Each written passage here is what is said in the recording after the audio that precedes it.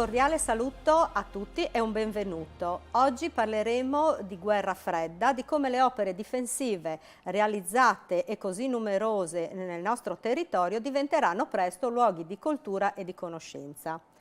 Vi ricordiamo che questa conferenza è parte di Passi nella storia del Friuli Venezia Giulia, un progetto realizzato per promuovere la conoscenza e la valorizzazione del patrimonio storico ed etnografico della nostra regione. Le iniziative previste nell'ambito del progetto sono manifestazioni, eventi multimediali e circa 30 escursioni a tema, che coinvolgeranno tutte le sezioni della SAF di Udine. In programma c'è anche una serie di 8 conferenze, della quale fa parte anche questa, che accompagneranno il pubblico alla scoperta di fatti, luoghi di interesse e, perché no, anche di diverse curiosità, dai romani fino ai giorni nostri. Prima di procedere ringrazio la Regione Autonoma Friuli Venezia Giulia, la Fondazione Friuli e la GESCI, che sono nostri partner in questo grande progetto. Per entrare nel vivo della conferenza vorrei presentarvi il relatore di oggi, il signor Paolo Blasoni, che è socio della Società Alpina Sezione di Udine, del Circolo Speleologico Idrologico Friulano ed è presidente in carica dell'Associazione Landscape con sede a Malborghetto. Benvenuto Paolo. Allora, tu ci parlerai di un tema importante, che è la rivalutazione delle opere difensive costruite durante la guerra fredda e ora in gran parte abbandonate. Ma quello che noi vorremmo sapere è qual è la storia di queste costruzioni e come si possono trasformare questi tipi di costruzioni utilizzate durante la guerra in luoghi di cultura e di conoscenza. So anche che c'è un progetto partito per la valorizzazione di questi luoghi, ma lascio a te la parola così ci racconti la storia. Sì, intanto un saluto a tutti gli ascoltatori. Io devo ringraziare in primis l'Agenzia del Demanio del Friuli Venezia Giulia per la fiducia accordata, in quanto noi attualmente abbiamo in locazione dall'Agenzia del Demanio Friuli Venezia Giulia 2 fortificazioni che appartengono al Vallo Alpino del Littorio, attualmente, diciamo, più brevemente noto come Vallo Alpino. Questa è una struttura fortificata che in qualche maniera si è ispirata anche alla linea Maginot, è quasi contemporanea, alla stessa stregua di altre linee fortificate che sono esistite in Europa negli anni 30, per questioni che adesso non sto a spiegare perché sono abbastanza complesse.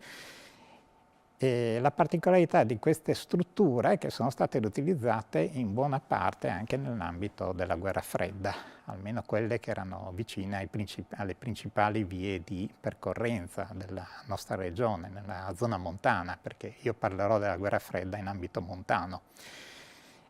Posso dire questo, che queste strutture sono state costruite, diciamo, al tempo con notevole dispiegamento in mezzi, tantissima manodopera. I materiali che sono stati utilizzati con una certa cura, prevalentemente si tratta di getti di calcestruzzo e tanti scavi in roccia, perché si preferiva costruire queste strutture all'interno delle alture rocciose di cui sono costituite le nostre Alpi, proprio per risparmiare calcestruzzo, in quanto sto parlando come inizio dei cantieri 1931, in quel periodo l'Italia come oggi non era ricchissima di materie prime e quindi insomma cercava di economizzare. C'era tanta buona volontà, tanta manodopera che non costava tanto e i buoni operai allora hanno lavorato con tanta dovizia lavorativa da lasciarci a tutt'oggi una valida testimonianza del loro lavoro che, insomma, al di là degli aspetti propriamente militari, costituiscono comunque un'ottima realizzazione a livello strutturale per quanto riguarda la tecnica costruttiva edile. Continuo in questa maniera. Allora, cosa è successo? È successo che i cantieri iniziati nel 1931, in particolare verso la Francia, poi in un secondo tempo ci fu la realizzazione, in particolare dopo l'Anschluss, quindi successivi al marzo del 1938, ci fu la realizzazione di questa linea fortificata anche qui nell'Alto Friuli. in quanto Mussolini al tempo si ritrovò Hitler sulla porta di casa, cioè sul confine con l'Austria, perché l'Austria venne unita appunto con l'Anschluss alla Germania e quindi sul confine Mussolini si ritrovava l'eventualità di poter essere controllato in qualche maniera dalla Germania, cosa che non gli stava molto a cuore. Ecco, successe questo poi, a un certo punto i lavori vennero sospesi il 4 ottobre 1942 e durante la Seconda Guerra Mondiale queste strutture non vennero utilizzate, per quanto anche, almeno quelle ultimate, costruite dovutamente. Successe poi che alla fine della Seconda Guerra Mondiale, col trattato che venne sottoscritto, il trattato Iresa che venne sottoscritto a Parigi nel 1947, queste strutture, quelle presenti almeno entro i 20 km dai nuovi confini, avrebbero dovuto essere demolite, rese non più utilizzabili, cosa che successe sul confine francese. Dalla parte est invece queste strutture vennero salvate. E per quale motivo? Perché si affacciava un nuovo nemico, ipotetico nemico. E siccome in Austria erano presenti truppe occupazione russe, l'Italia temeva di essere invasa, poi c'erano insomma anche difficoltà nei rapporti con l'allora Jugoslavia e quindi l'Italia chiese aiuto ai nuovi alleati, gli angloamericani, che fecero sì che l'Italia aderisse appunto all'Alleanza Atlantica nel 1949 e successivamente è diventata NATO. Vennero dati fondi per ripristinare una parte di queste fortificazioni, le più recenti e soprattutto quelle vicine alle principali vie di comunicazione, quindi all'interno delle vallate principali. Ecco, io qui parlerò in particolare delle zone vicine anche della Val Canale, la vallata che conduce a Tarvisio, partendo qui da una zona sud, insomma. Qui troviamo appunto abbastanza strutture del Valle Alpine che sono state riconvertite nell'ambito della guerra fredda, perché cosa successe? Successe che praticamente alla fine della Seconda Guerra Mondiale molte che erano rimaste incustodite vennero anche, da quel che abbiamo potuto ricostruire, vennero depredate dai materiali metallici presenti all'interno e anche altro, cioè tipo sono state staccate anche le piastrelle, ad esempio, dei pavimenti, perché evidentemente servivano ai privati. Di recupero. Ecco, quella volta il recupero era molto in voga. D'altronde eravamo appena usciti da una guerra che aveva distrutto la nostra nazione, quindi insomma ci si arrangiava come si poteva. C'era poco lavoro, insomma, l'arte da arrangiarsi era imperante. È successo appunto che a partire dal 1950 vennero ricostituito esercito della Repubblica Italiana e cominciò appunto a studiare il reimpiego di queste strutture a scopo difensivo, cioè di presidio del confine, in un'ipotetica invasione. Qui arrivarono i fondi NATO che consentirono di realizzare all'interno nuovi impianti di illuminazione, e questo anche piuttosto successivamente gli impianti telefonici, in tempi ancora successivi degli impianti di condizionamento, perché un grosso problema di tutte queste strutture, essendo scavate in sotterraneo, è l'umidità, in particolare nel periodo estivo, causa condensa, e quindi un po' alla volta vennero presidiate da appositi corpi militari, in particolare si iniziò con i battaglioni da posizione e per quanto riguarda l'ambito montano successivamente, circa nel 1963, con la costituzione degli alpini, la specialità degli alpini d'arresto, i quali alpini d'arresto agivano, devo dire, con una certa segretezza tutto sommato, non si è mai saputo tantissimo della loro attività. Anche perché c'era la consegna non ne potevano, una volta congedati, non potevano parlare appunto con chiunque della loro esperienza militare. In caso di un'ipotetica invasione, questi soldati sarebbero dovuti essere richiamati appunto per poter fronteggiare questa invasione. Si trattava, almeno nell'ultimo periodo utilizzo di queste strutture che vennero dismesse nel 1992, nell'estate del 1992, estate del 1993, dopo la caduta del muro di Berlino. Si parlava, per quanto riguarda l'ottica puramente militare nell'ultimo periodo, diciamo di una resistenza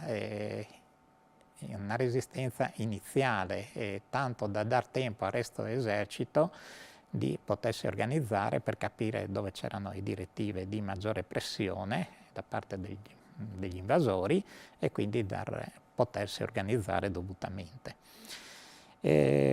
Per quanto riguarda sempre queste strutture militari, posso dire che qui per quanto riguarda l'ambito montano vennero sfruttate in particolare queste fortificazioni del Valle Alpino.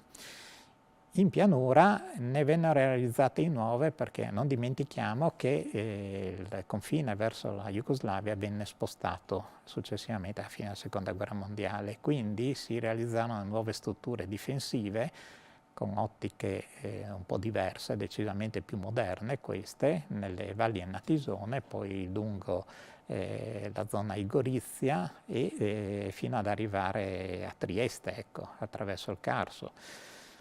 Queste strutture erano decisamente più moderne, si ispiravano in qualche maniera ad altre linee fortificate, in particolare per quanto riguarda un esempio italiano la linea gotica che venne realizzata dai tedeschi, qui dall'esercito tedesco nell'ambito della difesa dell'Italia, diciamo dall'avanzata degli anglo-americani, che non dimentichiamo durante la Seconda Guerra Mondiale sbarcati in Sicilia riservirono un po' alla volta tutta la penisola italiana.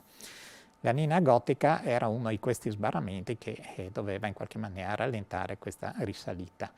Qui vennero sperimentate fortificazioni con diciamo, un effetto puntuale, a differenza del Valle Alpino che aveva realizzato delle fortificazioni piuttosto anche grandi, insomma, e diciamo tali da costituire una linea propriamente difensiva, anche sviluppata in profondità sui cosiddetti tre ordini. Per quanto riguarda invece queste piccole fortificazioni, vennero realizzate in calcestruzzo, in genere seppellite nel terreno, con in particolare cupole corazzate destinate a ospitare delle mitragliatrici, oppure cupole corazzate che erano quelle dei carri armati americani dismessi alla fine della Seconda Guerra Mondiale, che appunto l'esercito statunitense aveva lasciato in Italia.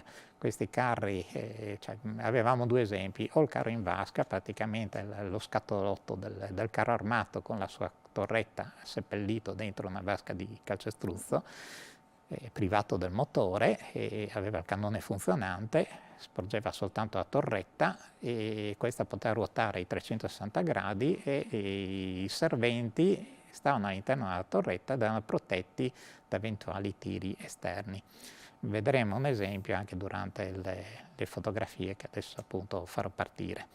Dicevo appunto per quanto riguarda queste fortificazioni, queste erano realizzate prevalentemente in calcestruzzo, erano scavate, sviluppate all'interno del sottosuolo, non erano di grandi dimensioni e soprattutto erano disposte a maglia, una caratteristica anche simile alla cosiddetta linea Sigfrido che fronteggiava la linea Maginot. Ad ogni modo poi ritornerò su questo argomento, adesso preferisco ritornare ancora sul Valle Alpino e faccio vedere appunto le fotografie che lo caratterizzano, almeno alcuni esempi che si possono vedere qui nell'Alto Friuli, zona sempre vicina al Tarvisiano, Val Canale. Qui vediamo la casermetta di presidio, lo sbarramento di tratte, dove alloggiavano appunto i soldati che erano preposti alla custodia in caso di necessità, anche al funzionamento dello sbarramento di tratte che è lungo la strada per Passo Pramolo, dove ci sono alcune fortificazioni del Valle Alpino che erano state ripristinate nell'ambito della Guerra Fredda. La casermetta si vede benissimo dallo stile, è stata costruita appunto prima della Seconda Guerra Mondiale, l'architettura devo dire è abbastanza particolare, insomma ha un certo gusto estetico devo dire, e si è conservata bene a tutt'oggi, adesso è di proprietà del comune di Pontebba che mi pare ne abbia trovato un adeguato utilizzo. Qui possiamo vedere un esempio abbastanza caratteristico del Valle Alpino, cioè la ricerca della mimetizzazione che caratterizza un po' tutte queste strutture. Sono molto ben mimetizzate e al tempo il Regio Esercito ha formato addirittura i cosiddetti nuclei mascheratori, che avevano il compito di studiare le mimetizzazioni più adatte e legate appunto al territorio, per non far vedere che c'erano queste fortificazioni. A volte ci riuscivano molto bene. Qui vediamo questa prominenza che sembra essere roccia, in realtà è un getto di calcestruzzo adeguatamente mimetizzato, con diciamo le perfettamente mimetizzato. Sì, con le qui siamo lungo la strada per il valico di Cave Predil. Sopra un muro di contenimento vediamo appunto questa struttura che in realtà è un getto di calcestruzzo e nasconde parte di una fortificazione.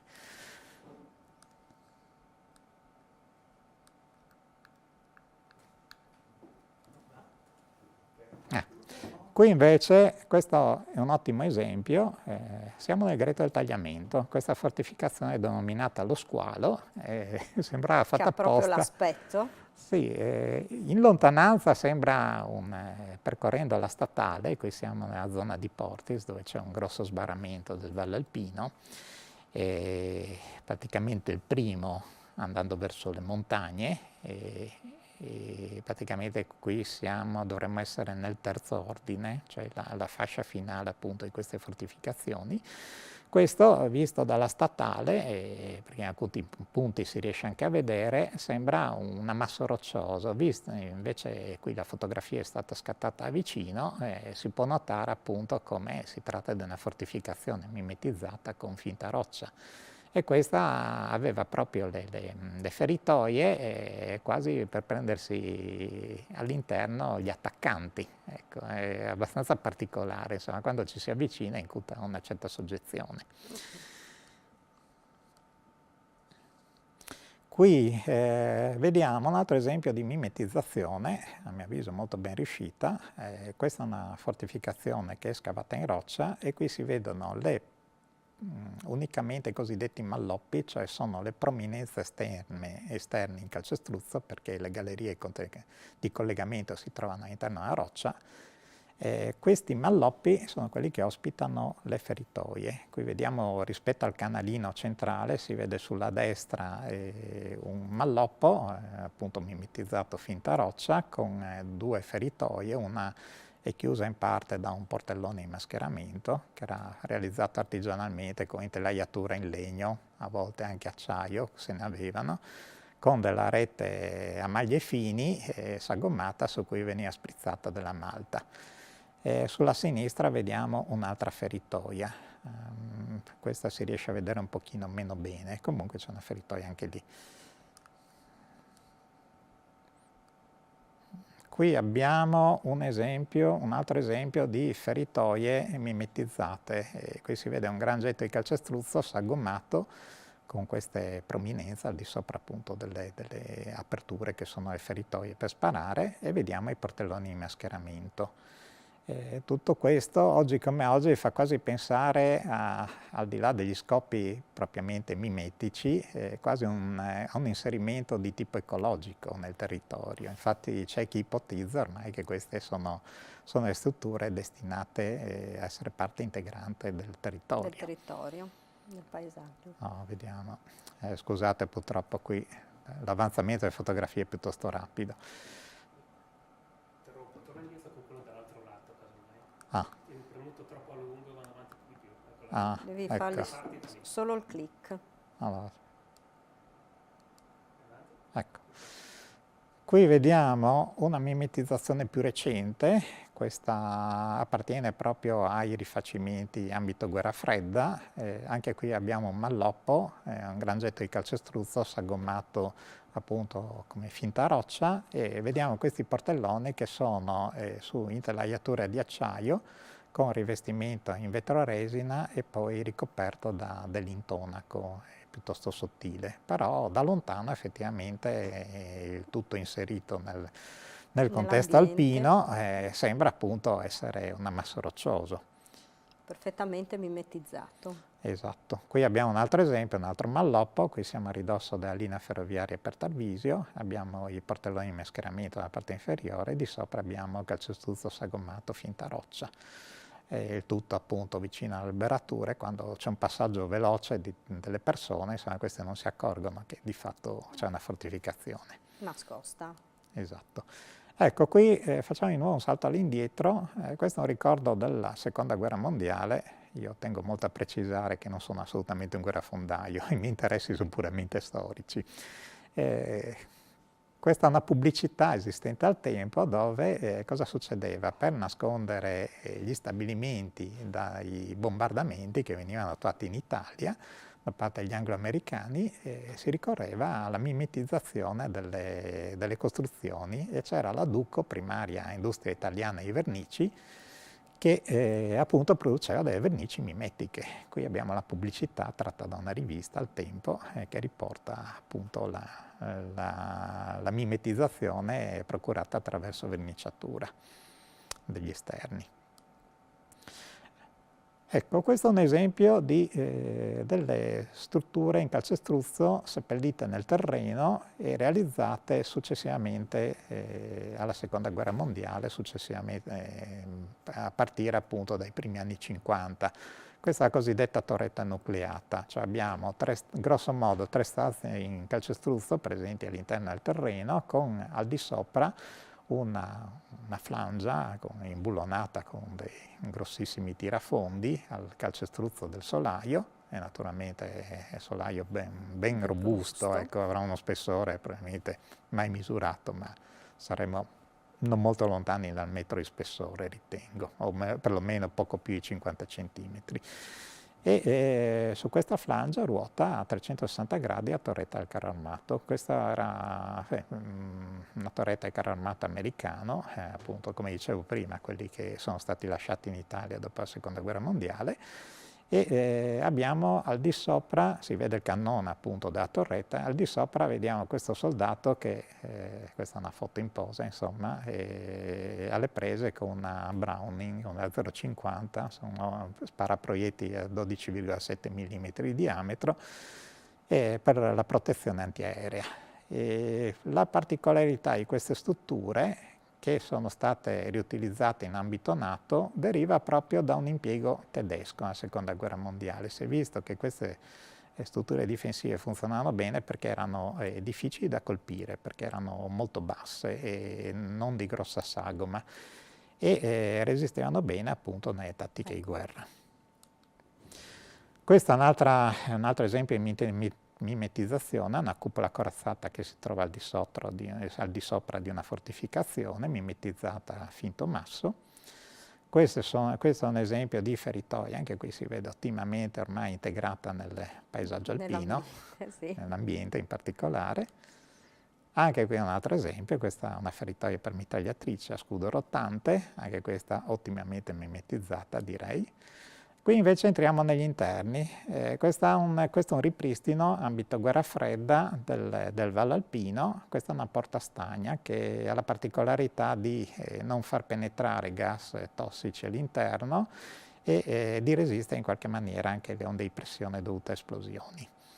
Questo è un esempio di un interno, di una fortificazione del Valle Alpino riutilizzata in ambito guerra fredda e questa è una camerata nella sua particolarità, abbastanza ampia devo dire.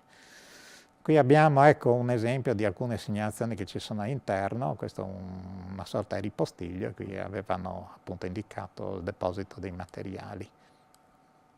Questa è una feritoia. Siamo sempre in ambito Valle Alpino, feritoia del Valle Alpino, riutilizzo guerra fredda. Questa è un'arma che era già stata adottata dal Regio Esercito nel 1937, infatti si chiama Breda 37, questa è una mitragliatrice di produzione italiana che è stata riutilizzata fino agli anni 80 nelle fortificazioni anche della guerra fredda. Questa è l'MG 4259 in uso nell'esercito italiano è ancora utilizzata. Questo era un esempio museale, demilitarizzata. Comunque è un'arma che ha dato ottima prova di se stessa, è andata a sostituire poi la Breda 37 con il tempo. Qui invece saliamo molto in alto, andiamo su Monte Schinauz. Su Monte Schinauz, questo scatena in genere molta curiosità, c'era una base radar dell'aeronautica militare, 17° gramma. Siamo a 1999 metri di quota ed era unita la base, appunto alla sommità del monte, era unita praticamente al fondovalle tramite un'ardita funivia del dislivello di 1400 metri. Ecco, qui abbiamo un esempio di quello che c'era sopra il Monte Schinauz. C'è questo tunnel che portava alla caserma superiore, dietro si vede, poco sopra il tetto si vede spuntare il radar che c'era. Ecco, qui vediamo in ambito invernale le condizioni che c'erano sulla vetta, parecchia neve.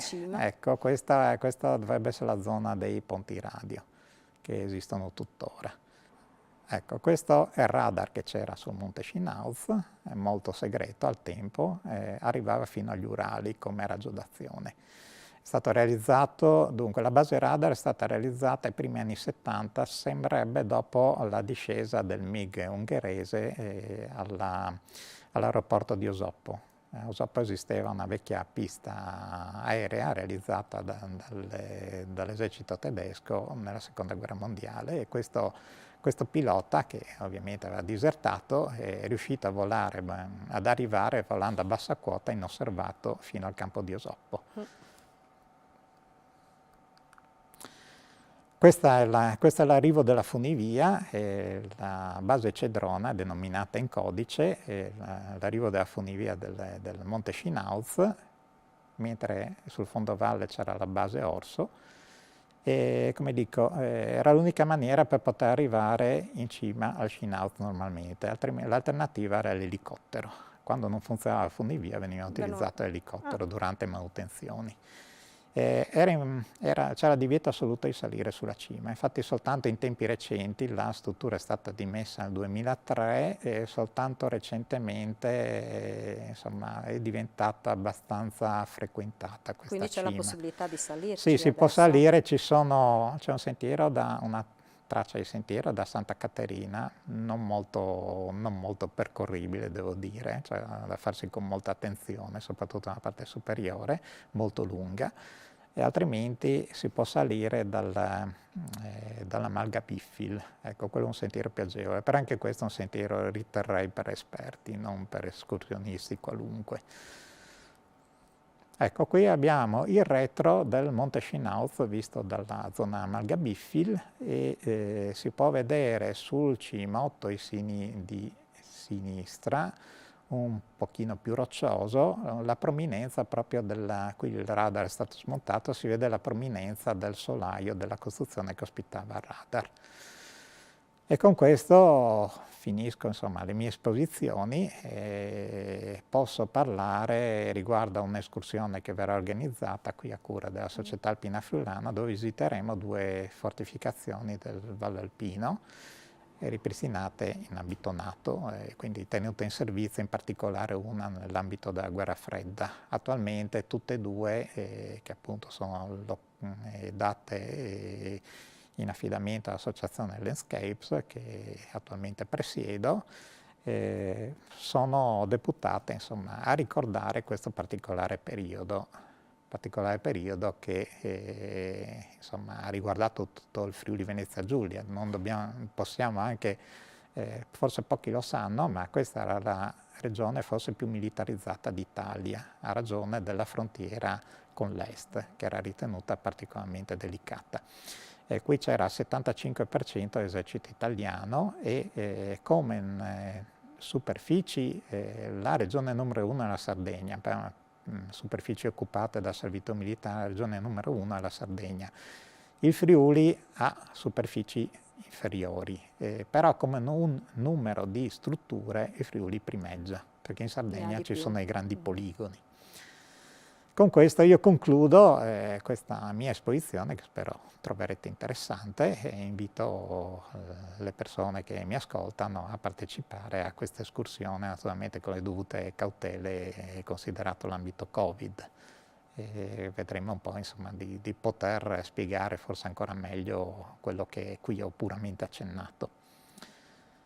E infatti Paolo Blasoni sarà proprio uno degli accompagnatori durante la parte del progetto che prevede le escursioni a tema, e quindi sarà lui che ci racconterà in maniera più dettagliata quello che oggi ha potuto solo un po', diciamo, sorvolare, e soprattutto in ambiente e avendo proprio le strutture sotto gli occhi sarà anche più facile e appassionante sentire queste storie che, come dice lui, sono interessanti per storicità, insomma, non per altro. E io a questo punto ringrazio Paolo Blasoni per averci fatto questa interessante esposizione. Ricordo a tutti che per trovare tutte le attività inerenti al progetto si può andare sul sito della Società Alpina Friulana, e a tutti do un arrivederci, a presto.